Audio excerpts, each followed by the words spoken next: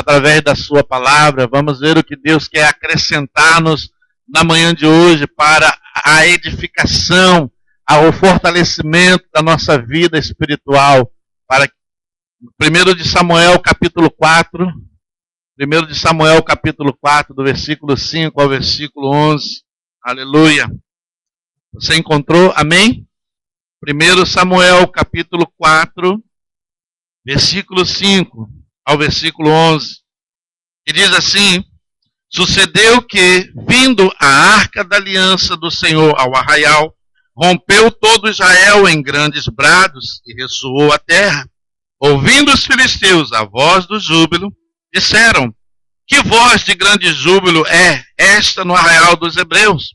Então souberam que a arca do Senhor era vinda ao arraial. Se atemorizaram os filisteus e disseram: os deuses vieram ao arraial. E diziam mais: ai de nós, que tal jamais sucedeu antes. Ai de nós, quem nos livrará das mãos destes grandiosos deuses? São os deuses que feriram os egípcios com toda a sorte de pragas no deserto. Sede forte, ó filisteus, portai-vos varonilmente, para que não venhais a ser escravos dos hebreus, como eles serviram a vós outros. Portai-vos varonilmente e pelejai. Então pelejaram os filisteus, Israel foi derrotado, e cada um fugiu para a sua tenda. Foi grande a derrota, pois foram mortos de Israel 30.000 homens de pé. Foi tomada a arca de Deus, e mortos os 2 filhos de Eli, Ofni e Finéias. Oremos. Pai, em nome de Jesus, nós queremos agradecer pela leitura da Tua palavra, e tão somente queremos nos colocar na dispensação, mover, ó Deus, do Teu Espírito, para que a Tua palavra guie-nos e orienta-nos, e também fale ao nosso coração nesta manhã. Usa-nos, Senhor, como instrumento Teu para o louvor da Tua glória, para que assim a Tua palavra ministrada aos nossos corações venha servir, Senhor, de despertamento, venha servir de orientação, venha servir, Senhor, para a edificação da nossa vida na Tua presença. Oramos a Deus em nome de Jesus. Amém e amém. Glória a Deus. Durante todo o império dos filisteus, os filisteus sempre foram um povo perseguidor de Israel. Israel esteve por diversas vezes em confronto direto com os filisteus. Era um inimigo implacável. Isso aconteceu nos tempos de Saul. Saul enfrentou várias guerras contra os filisteus. Isso se prolongou no tempo de Davi. Davi também enfrentou várias guerras. E aqui nesse momento nós vemos uma passagem onde nós vemos que aí estão os 2 filhos de Eli.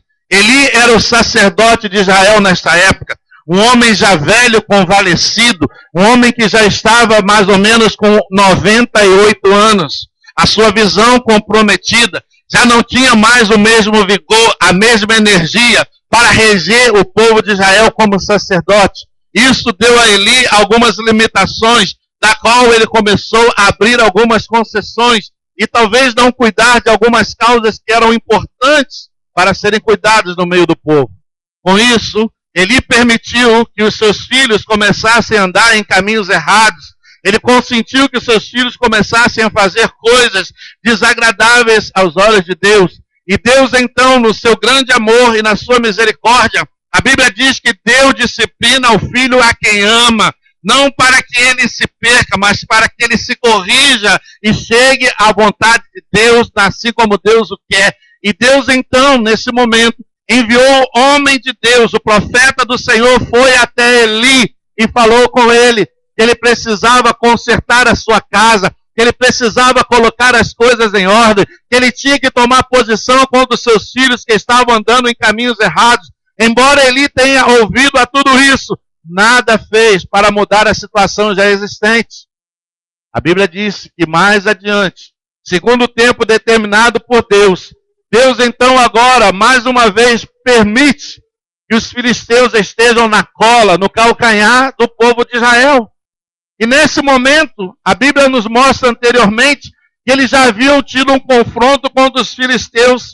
E nesse confronto, a perda foi menor. Eles haviam perdido 4.000 homens. Ou seja, eles já tinham ido para uma batalha contra os filisteus. E nessa batalha eles já haviam perdido 4.000 homens de guerra. Isso deveria ser para eles um sinal, deveria ser para eles uma advertência, deveria mostrar para eles que alguma coisa não estava indo bem e eles precisavam saber o quê. Mas eles não fizeram isso. A Bíblia diz claramente que então, com a derrota sofrida e a perda dos 4.000 homens, eles então mandaram trazer a arca de Deus que estava na cidade de Siló. Essa arca de Deus era aquela arca que Deus havia mandado Moisés construir no templo do tabernáculo.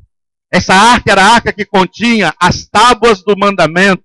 Essa arca era a arca que era o maior e mais importante utensílio do tabernáculo, porque ficava separada no Santo dos Santos, lugar onde somente o sacerdote poderia entrar e interceder pelo povo e as suas causas. E então, eles pensaram que, mesmo com uma vida errada, mesmo com uma vida em pecado, em desobediência, eles pudessem trazer a arca de Deus até o arraial onde eles estavam acampados, e eles criam que esta arca seria a garantia da sua vitória. Há muitas pessoas que hoje em dia estão se enganando. A sua Bíblia não é um amuleto, a sua Bíblia é a palavra de Deus. Você não é crente por carregar uma Bíblia, você não é crente por se vestir de terno, você não é crente por andar bonitinho aos domingos, você é crente porque o Espírito de Deus habita em você. Aleluia! Aleluia!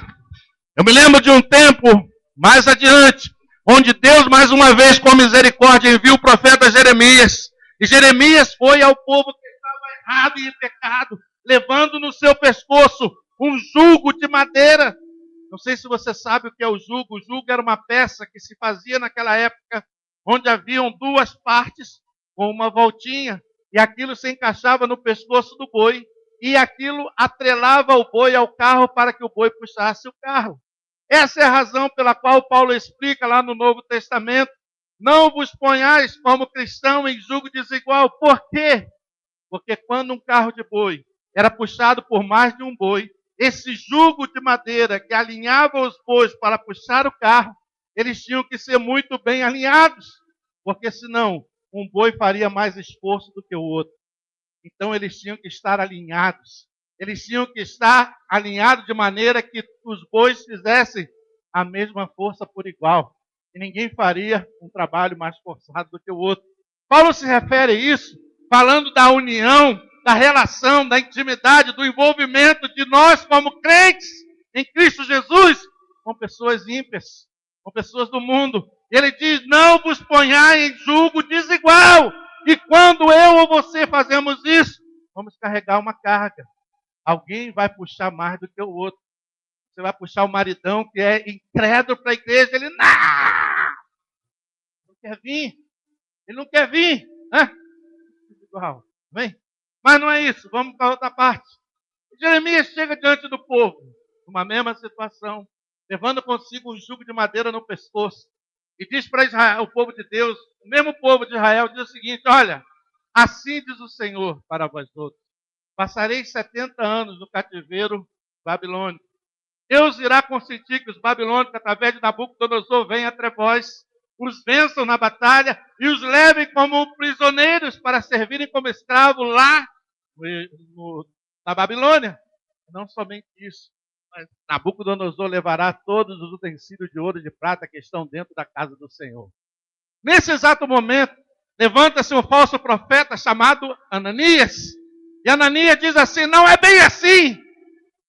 Esse jugo não será de 70 anos, mas esse jugo será quebrado com 2 anos, e vós voltareis para essas cidades, assim como todo o ouro e toda a prata que foram levados da casa do Senhor.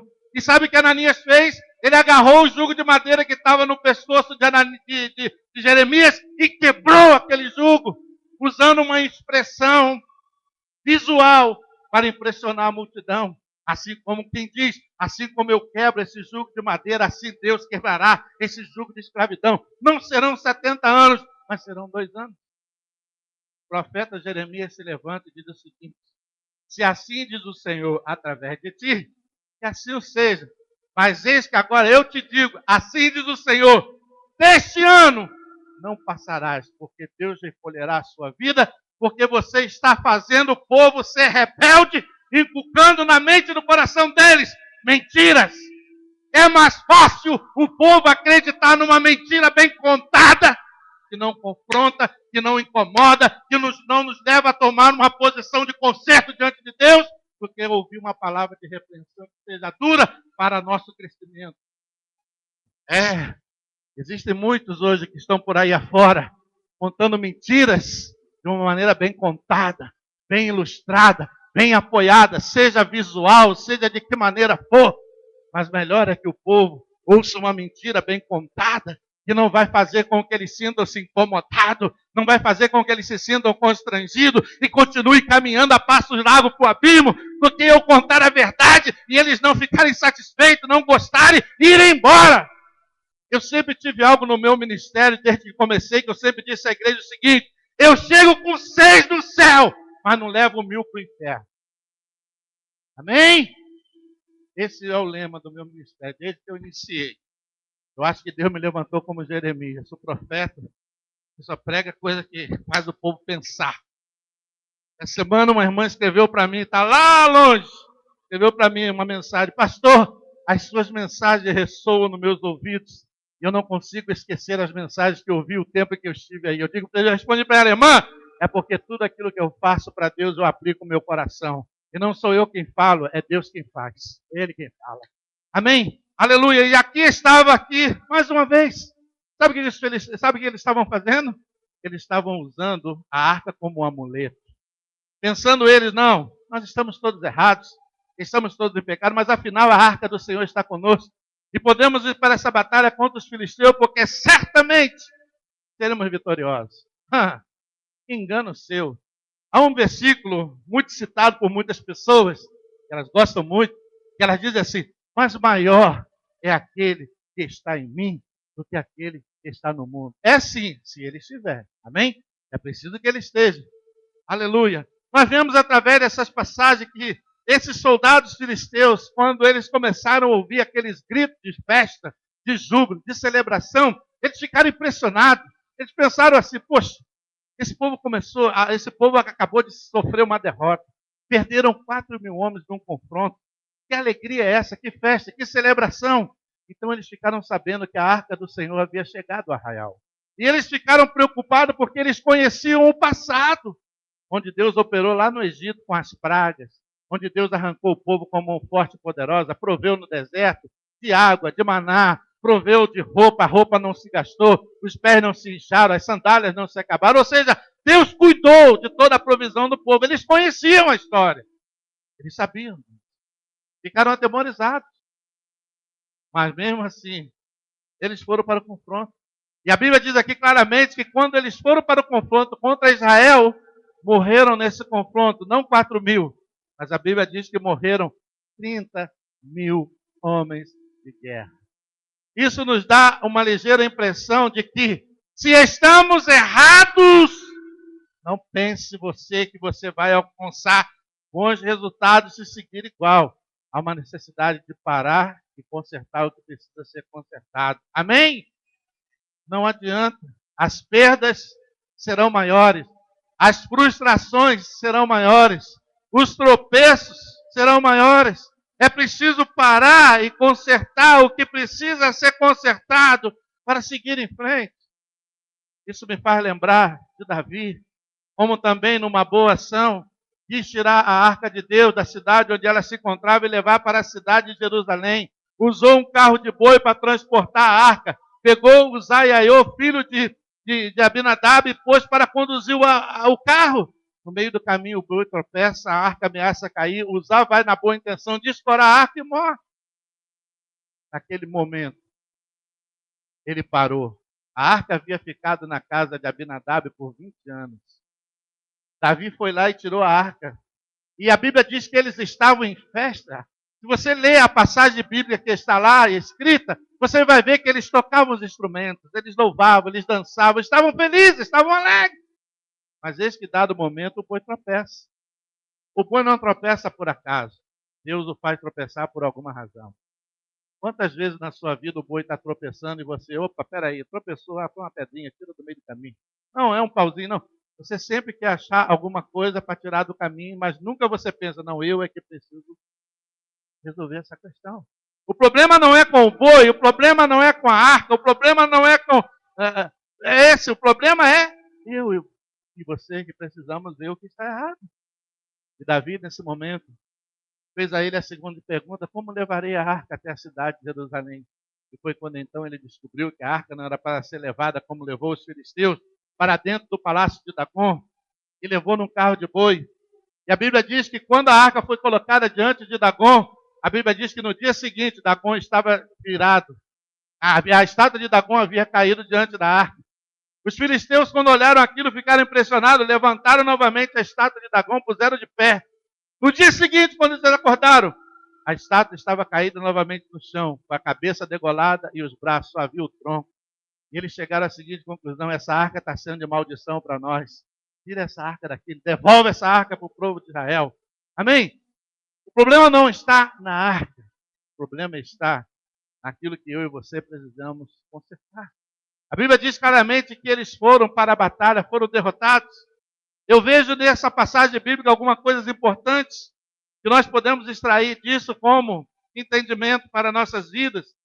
A primeira delas é um Deus para estar com eles na hora das suas necessidades. Lamentavelmente, esta é a visão que as pessoas estão tendo hoje da Igreja de Cristo. Estão vendo a Deus, estão vendo a Jesus como um curandeiro, como um milagreiro, alguém capaz de resolver o seu problema, assim no estalar de dedos. As pessoas não querem envolvimento com Ele, não querem compromisso com Ele, não querem obedecer a Ele, não querem louvá-lo, não querem exaltá-lo, querem apenas usá-lo. Deus não é para ser usado, Deus é para ser glorificado. Deus é para ser honrado. E há muitas pessoas hoje que estão aí do lado de fora, mas na primeira dor de barriga que elas têm, ora por mim nada, vim buscar você, a presença do Senhor. Aleluia! As pessoas estão pensando dessa maneira nos dias de hoje. Estão pensando, e ainda dizem assim: olha, pastor, e faz uma oração forte. Oração forte nada, meu irmão. Vem buscar a Deus, vem para a igreja, vem louvar a Deus, vem servir ao Senhor, vem consertar a sua vida. Que negócio de oração forte é essa? Eu não sou curandeiro, aleluia, nem sou milagreiro. Né? As pessoas olham para a gente e pensam que você é fazedor de milagre. Não, aleluia, não é assim. Não é essa a visão que a igreja precisa passar para o mundo que está aí fora. Infelizmente, isso tem acontecido? Tem! As pessoas estão sendo motivadas, como aquele falso profeta que motivou aquela multidão a crer na sua mentira, quebrando aquele jugo. Há muitas pessoas hoje que estão sendo manipuladas e induzidas ao erro através de expressões visuais. Porque você compra essa espada, porque essa espada vai te dar vitória, porque essa é a varinha de Jacó, que ele tocou, e por aí vai. Expressões visuais. Deus não quer isso. Deus quer uma vida santa na presença dele. Amém? Aleluia. Eu vejo um Deus que deve ser procurado apenas para atender suas necessidades, para realizar nossas vontades, resolver nossos problemas, sem que haja nenhum compromisso real com ele. É muito fácil isso, não é verdade? Servir a Deus por correspondência. Amém? É a melhor coisa. Ô, pastor, eu estou aqui em casa, deitado no meu sofá, diante da televisão, vendo um programaço. Pastor, eu estou com um problema aí com meu filho, com a minha filha. Ora por mim. A Bíblia diz assim: buscar-me-eis e me achareis quando me buscarem de todo o vosso coração. Meu irmão, vem buscar. Jesus disse: olha, vinde, comprai e bebei. Aleluia. Ele convida, vinde. Então eu tenho que vir. Eu tenho que vir à presença de Deus. Eu tenho que estar na presença do Senhor. Eu tenho que ter compromisso com Deus. Eu não posso ficar aí fora vivendo uma vida toda errada como os filhos de Eli e depois pegar uma Bíblia e abrir na minha cabeceira no Salmo 91. Não vai resolver nada. O que vai acontecer aí é amarelar as folhas. De vez em quando você tem que limpar lá, porque os mosquitinhos vão deixar alguma lembrança aí para você. Eu tenho um Salmo 91 aberto na cabeceira. Grande coisa. A Bíblia não é amuleto, a Bíblia é a palavra de Deus. Aleluia. Ela é a palavra de Deus. Quando você abre a Bíblia, é Deus falando com você, querido. E não é de outra forma, tem que ser assim, é assim e sempre vai ser. Mas hoje em dia as pessoas estão sendo mal acostumadas. Estão querendo atendimento a domicílio à distância. Né? Vamos abrir aí um drive-thru espiritual, né? Onde você não tem nem que descer do carro. O pastor já te abençoa pelo vidro da sua janela. Em nome de... Não acontece, meu irmão. Pelo amor de Deus. Pelo amor de Deus. Hã? Isso não acontece. Mas o povo crê nisso. O povo acredita nisso. O povo segue isso. Estão vivendo como lá no tempo de Jeremias. Estão vivendo como nesses tempos dos filisteus. Eli disse, olha, conserta a casa, põe em ordem, ajeita as coisas, acerta, porque senão virá o juízo. Você não acreditou. A Bíblia diz que isso aconteceu. Um Deus para ser usado por nós, não para ser honrado, não para ser glorificado, não para ser louvado, não para ser adorado, e muito menos obedecido. As pessoas estão querendo um Deus que elas possam usar. Tirar da caixinha a hora que precisa, tá aí guardadinho. Na hora que eu precisar, eu vou aí e recorro, né? Não é? Gênio da lâmpada, né? Deus não é o gênio da lâmpada, onde você dá uma esfregadinha e um milagre acontece. Né? Muita gente pensando assim, querido, temos que mudar essa mentalidade, amém? E como eu sei que eu não estou pregando só para vocês, há muita gente acompanhando aí, Deus vai estar falando no coração de alguém por aí afora, amém? Deus não é o gênio da lâmpada, Deus é Senhor do céu e da terra. E há chamado um povo para andar na sua presença, honrando e glorificando a Ele. Aleluia. É isso, meu irmão, não é outra. Não é outra. Deus não quer nada. Deus quer isso. Compromisso. Deus quer fidelidade. Deus quer obediência. Deus quer vida consagrada na presença dEle. Assim como eu sou santo. Né? Temos que buscar, temos que vir à igreja, temos que ouvir a palavra, porque o que alimenta a fé cristã é o ouvir e o ouvir da pregação. Crente que não se alimenta padece, fica fraco, né? Por isso que você vê às vezes aquelas expressões sobrecarregadas, né? Entristecidas. Você pode até ficar triste por algum problema, ok. Mas Paulo diz assim, porque a vossa leve e momentânea tribulação produz para vós eterno peso de glória. Amém? Há momentos, às vezes, que até eu estou triste. Mas quando eu chego aqui, Deus alegra o meu coração e usa a minha vida. Amém? Aleluia. Há momentos que eu choro na presença de Deus, mas daqui a pouco, depois de eu ter chorado, Deus enche o meu coração de uma paz grandiosa. Amém? Esse é o Deus. É assim que Deus quer, querido. Não é de outra maneira. Não se engane. Há muitas pessoas por aí afora que podem vir para você. Não, porque esse problema Deus vai resolver agora. Deus vai resolver na hora que você procurar fazer as coisas como Ele quer fazer que seja feito. Enquanto não, não. Aleluia. Muitas pessoas hoje estão assim, lamentavelmente estão vivendo nesse mundo dessa forma. Querem um Deus para ser usado por eles, não para ser glorificado através deles. Né? Segundo ensinamento que eu vejo é não dar ouvido ao que Deus nos fala através da sua palavra. Eli mesmo sendo advertido pelo profeta, do juízo que viria sobre ele e a sua casa, não fez nada para impedir que isso acontecesse. Não é isso que acontece? Você ouve a palavra, Deus fala o coração, mas você olha para o lado. Não, não é para mim, é para ele. Não, não é para mim, é para ela. Não, é para frente, é para trás. Não, a palavra é para mim. Amém? Nós temos que, o Paulo diz assim, examine o homem a si mesmo. Há que se fazer um autoexame de nossas atitudes. Né? O que Davi precisava mudar? Davi estava cheio de boas intenções, ele queria levar a arca para a casa de Deus. E a arca não foi o problema. Por quê? O problema não era a arca, o problema era o método. Nós temos que rever os nossos métodos. Nós temos que rever os nossos processos. Nós temos que rever nossas atitudes como marido, como esposa, como filho, como filha, como pai, como mãe, como empregado, como patrão. Temos que rever as nossas atitudes. Será que nós estamos andando e vivendo de atitudes corretas diante de Deus? Davi não estava. E ele resolveu parar. E a Bíblia diz que a arca então foi para a casa de um homem chamado Obed-edom. E a arca ficou aí por 3 meses. E foi bênção na casa de Obed-edom e na sua família. Então o problema não é a arca, o problema é o método. Né? E muitas das vezes, o problema é a igreja que não é boa, a igreja que não tem fogo, não tem poder, não há cambalhota. Não há... irmão, o problema é você com Deus. Aleluia!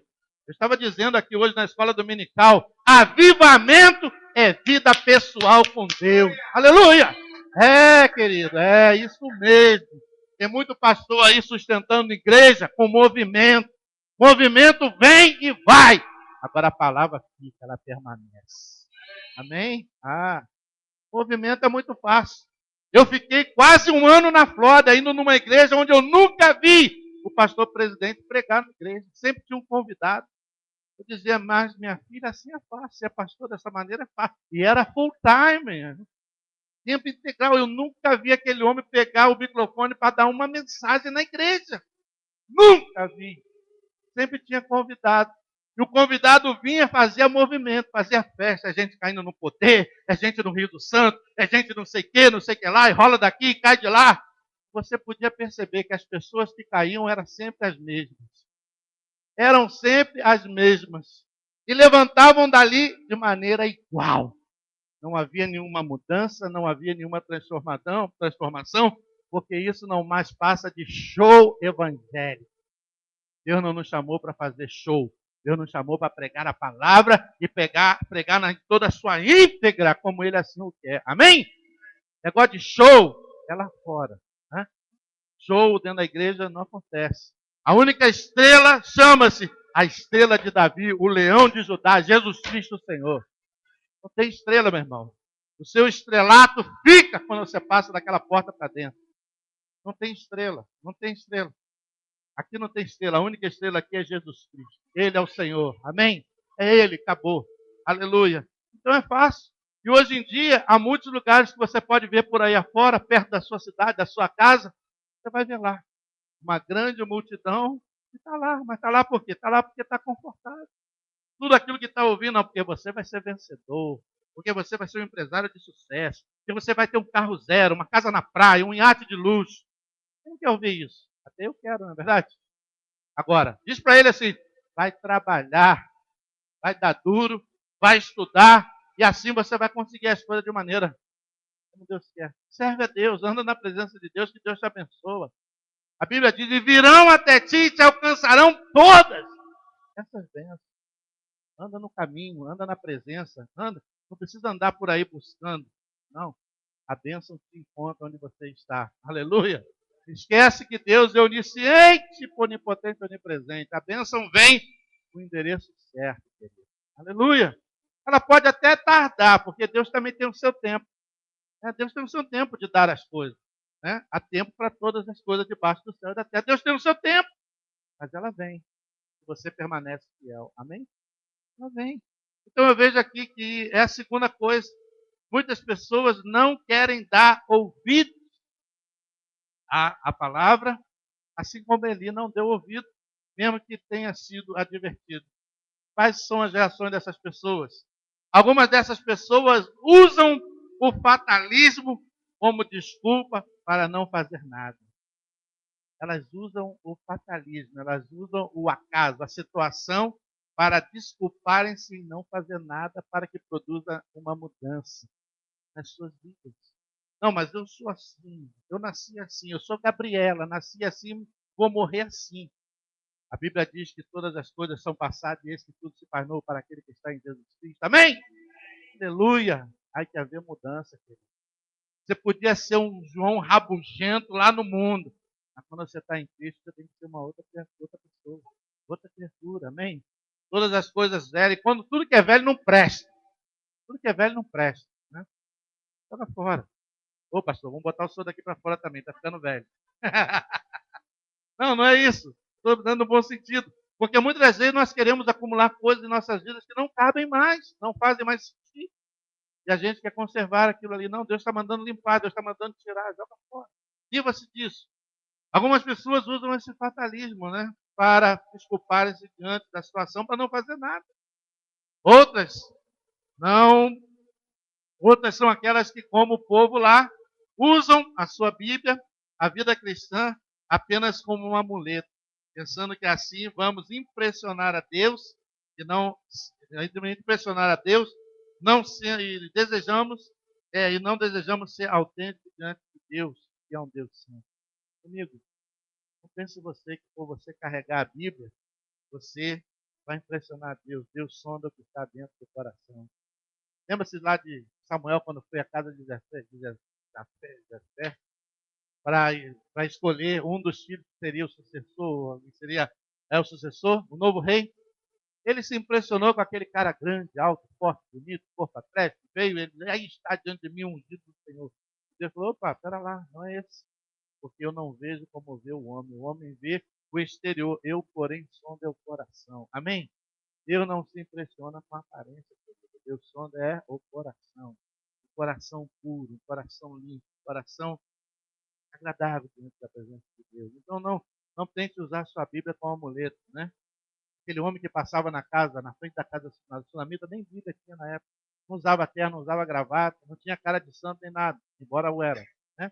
A Bíblia diz que ao passar pela frente da casa daquela mulher, ela olhou e disse, eis que aí vai o homem de Deus. Tá? Eu tenho que ser reconhecido, você tem que ser reconhecida nesse mundo por aquilo que você é. Não por aquilo que você quer que as pessoas, elas vão me ver que eu sou crente porque eu carrego a Bíblia. Tem muita gente carregando a Bíblia e fazendo um monte de atrocidade por aí. Já viu muito carro por aí que tem aquele adesivozinho de Jesus na traseira? Aí lá na frente você vê ele dá o maior palavrão. Será que esse negócio está certo? Não quer dizer nada. Eu sou de Jesus. Tem que ser de Jesus em todo lugar. Amém? Em todo lugar. A Bíblia diz que os olhos do Senhor são como chama de fogo que percorrem toda a terra em busca dos verdadeiros adoradores que o adorem em espírito e em verdade. Amém? Davi disse, aonde me ausentarei da sua presença? Se suba ao monte, lá está. Se vou ao mais profundo das águas, não há como, querido, se esconder de Deus. Não há. Deus está acompanhando, Deus sabe, Deus está vendo. Amém? Então, muitas pessoas, às vezes, tentam usar coisas, objetos, para impressionar. Impressionam com... Às vezes, eu tinha uma irmã uma vez que disse, pastor, eu posso trazer meu marido para morar na igreja? Eu falei, mas minha irmã, por que isso? Porque quando ele chega na igreja, ele é um santo, ele é uma bênção, ele é amoroso, carinhoso. Quando chega em casa, é um inferno. Já viu gente assim? Ela pinta e borda de segunda a sábado. Aí quando chega domingo, ela entra na igreja.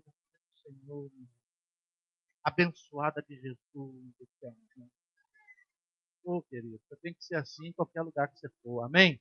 Não é só na igreja, não. As pessoas têm que ver Cristo em mim e você. Não por aquilo que eu visto externamente, mas por aquilo que sai do meu coração, através da minha boca. Porque a Bíblia diz, o que o coração está cheio, é disso que a boca fala. Amém? Então, claro, é muito fácil, né? Entender. Então, existem hoje muitas pessoas assim, que querem demonstrar algo que não são, né? Que sentem-se, às vezes, confortáveis em estar em um determinado lugar onde elas não estão sendo alimentadas, não estão sendo fortalecidas, não estão crescendo espiritualmente, mas também não estão sendo incomodadas. Então é aqui que eu quero ficar. Então fica lá, ok? Né? Como o meu pastor dizia, olha, aqui comigo, o meu primeiro pastor, acho que eu peguei um pouco isso dele, além de ser militar, era casca grossa. Ele dizia assim, não, aqui comigo não tem negócio de leitinho, não. Aqui comigo é sopa de mocotó com cabelo e tudo. Amém? Eu acho que eu peguei um pouco desse negócio, né? Esse ministério do mocotó. Né? Mas tem gente que gosta do leitinho com água e açúcar e fica lá. Mas pode ver que qualquer ventinho mais forte, vai embora. Né?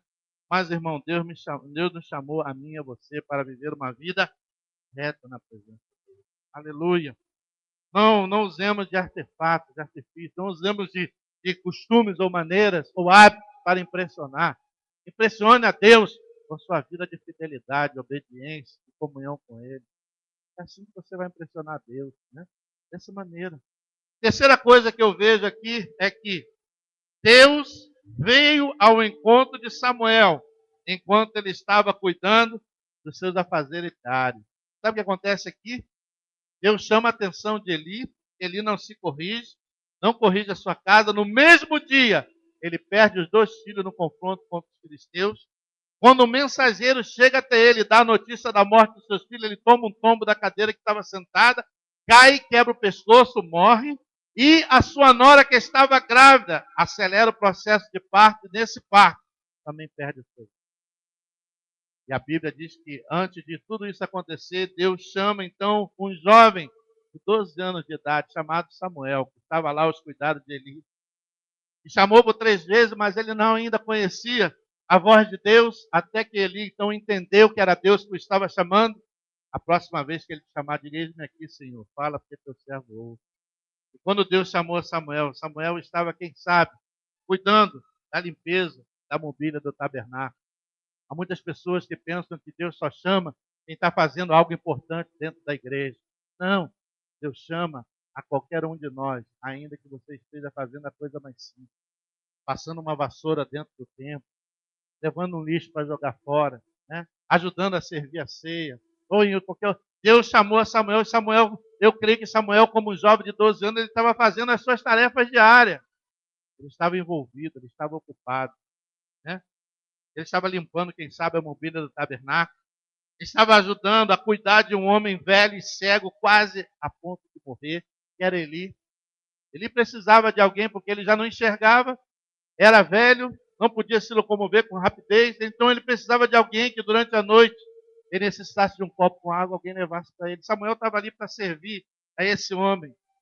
Eu vejo também que você não precisa estar fazendo algo muito espetacular dentro da igreja para que Deus chame você. Você precisa estar servindo ao Senhor. Amém? Eu lembro que uma vez, na igreja que nós congregávamos em Santa Catarina, lá em São Gonçalo, Rio de Janeiro, houve uma época na minha vida, como Deus trabalha com a gente, Deus prova a gente e usa alguém também para te espetar, né? Eu me lembro que nessa ocasião, eu era um dos 3 obreiros na igreja, eu era diácono nessa época, eu era um dos 3 obreiros na igreja, onde o pastor presidente, ele sempre estava indo pregar em outras igrejas, ele sempre estava indo para congresso e tal, e quando ele saía, nós é que cuidávamos da igreja. A igreja tinha 4 cultos por semana e mais sábado a reunião dos jovens. Então ele fazia uma escala e dizia assim: olha, eu vou sair, vou estar fora essa semana, ou por férias, ou por viagem de congresso, vocês vão, então você está com culto de domingo de manhã, você culto à noite. Ele fazia uma escala. Então, aquela igreja de mais de 300 pessoas, elas foram acostumadas a nos ver sempre ali em evidência, pregando dentro da igreja, dando classe de escola dominical, pregando no culto de jovem, pregando em cultos no lar. A gente estava sempre ali. E um belo dia, eu fui parar lá no portão. Quando eu olhei a escala, eu estava como obreiro do portão. Sabe o que é o obreiro do portão?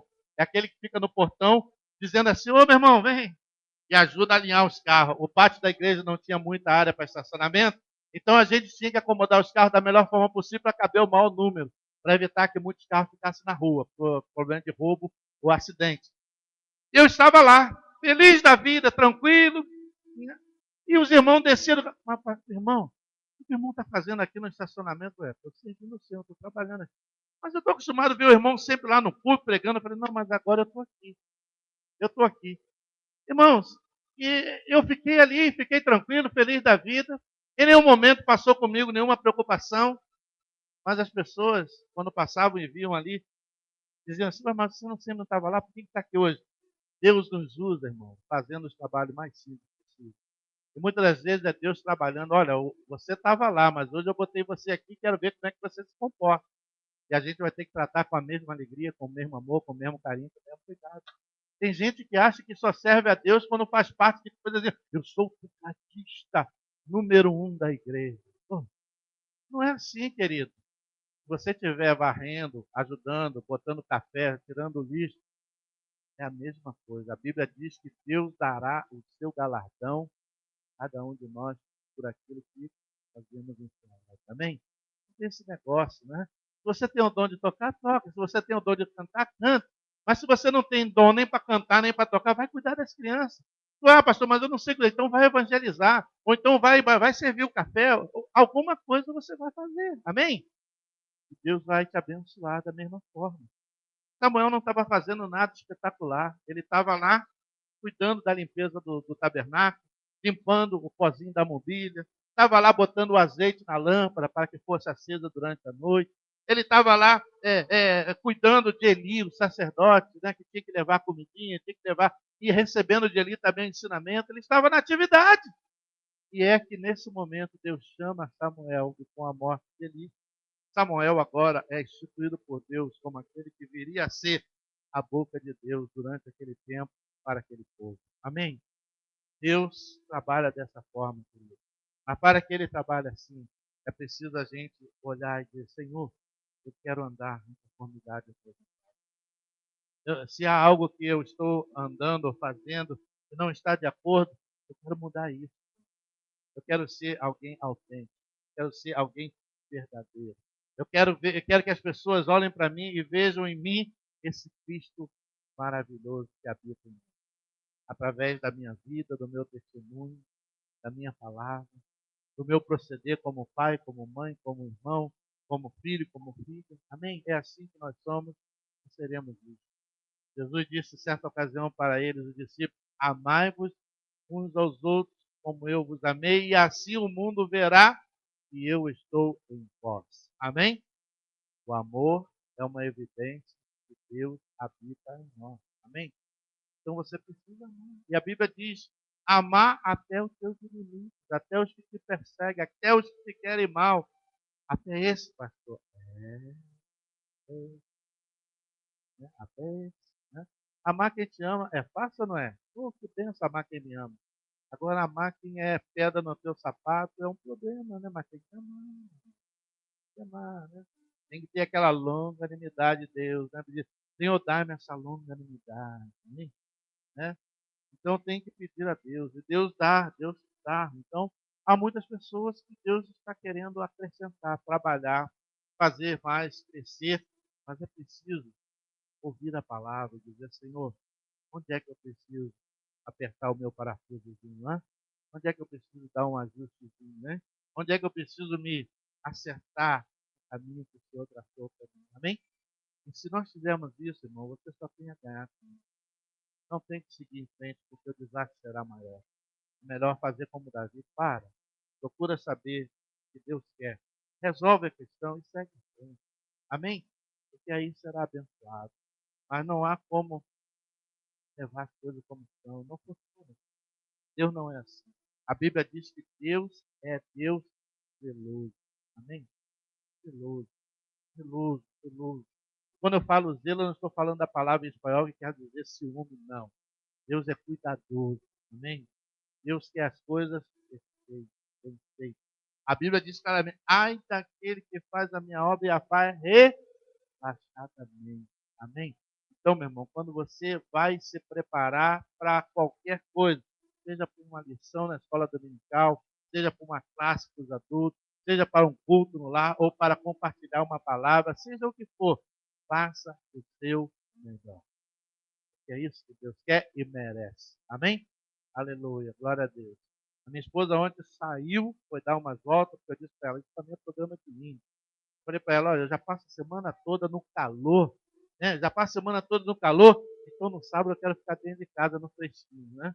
Não quero sair para a rua porque, meu Deus, que calor terrível. E ela saiu para dar uma volta aí, esse negócio de mol que mulher gosta. Eu falei, mas isso é para programa de índio. Eu falei, chama alguém para ir com você. E ela encontrou uma companheira que foi com ela. Amém. E quando ela saiu de casa, ela me viu com as livros, a Bíblia, tudo estudando. Quando ela voltou, ela me encontrou estudando. E eu disse ao Senhor, Senhor, só vai terminar quando o Senhor botar o ponto final. Então, meu irmão, é assim, né? A ver, quem sabe, no dia de ontem você estava tomando banho na piscina, estava na beira da praia, estava correndo no parque, fazendo um monte de coisa. O pastor estava lá, com um monte de livro na mão, Bíblia aberta, lendo, estudando, orando, pedindo a Deus algo que pudesse trazer para compartilhar conosco na manhã de hoje. Sabe o que é isso? Responsabilidade. Amém? Então, é assim que funciona. Amém? Vamos orar nesta manhã e eu quero orar por você nesta manhã. Se você tem alguma causa, se você tem uma necessidade,